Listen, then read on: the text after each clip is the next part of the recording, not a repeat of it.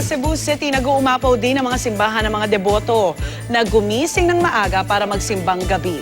May live report si Nico Sereno ng GMA Cebu. Nico.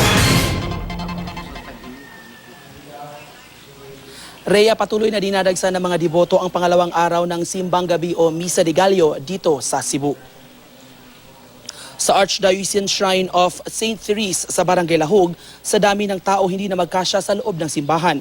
Kaya naglagay na ng mga widescreen monitors sa labas para sa mga hindi makapasok sa loob.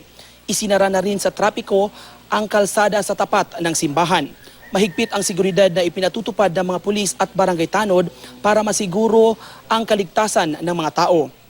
Samantala si Archbishop Jose Palma nakagawian ng maglibot sa iba't ibang mga simbahan dito sa buong Cebu tuwing simbang gabi.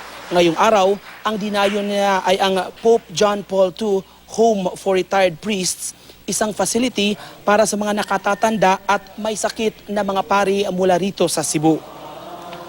Sa mga oras na ito, Rhea, ay patapos na ang misa ni Archbishop Jose Palma dito sa Pope John Paul II Home for Retired Priests. Samantala, patuloy na maghigpit ng seguridad ang mga pulis dito sa Cebu, hindi lamang sa Kapaskuhan, kundi sa darating na rin na sinulog at International Eucharistic Congress na gaganapin sa Cebu ngayong Enero.